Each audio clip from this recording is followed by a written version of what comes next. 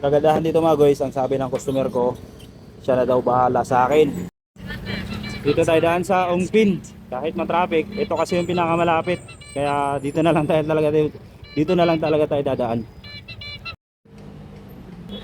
So alright mga guys, nandito na tayo sa pangalawang pick up natin sa may Soler. So pagkatapos natin ma-pick up tong trapal, yan, itong trapal. So dito naman yung pangalawang booking natin. Yan na yun sir. Salam. Yan lang po. Pasahin mo na sir. Kung pangalan tapos pero ka. Saan ako sir?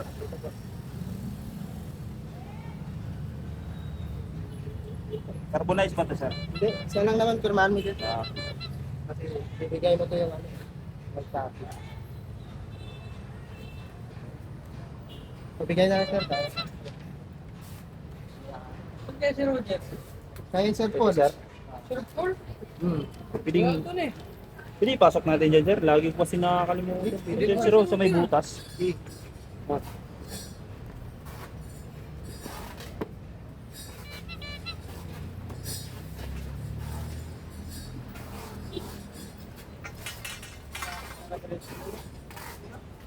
Sama ako sir. Ba't sinama mo ako sir eh? Ano ba ha? Itik ko. Wait.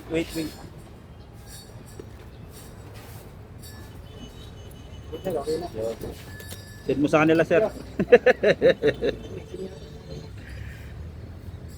Alright mga guys, so na-pick up na natin. Ito mga guys, pakita ko sa inyo.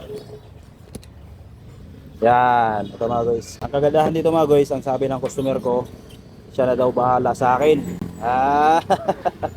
Ang bayad lang nito mga guys ay 179 pesos.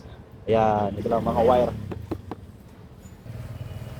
Alright mga guys, I think pick up na. So dito na tayo sa Soler dadaan.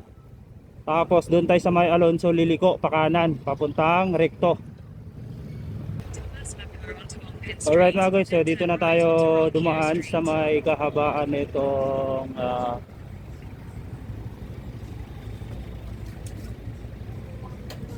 Tomas Mapua Street. Dito na tayo dumaan. Tapos liko tayo dito sa kaliwa tayo dito sa may Ongpin. Ayan, ang lusot niyan mga guys dun sa may parang fountain sa ano, dun sa may ano, para ko sa inyo mga guys ha. Basta kaliwa tayo dito sa may Ongpin.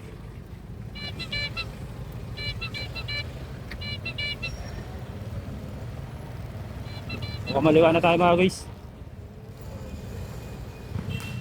So, ang labas pala nito mga guys ay Ronquillo Street.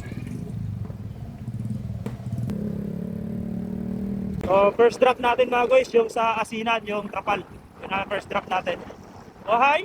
Wahay! Wahay!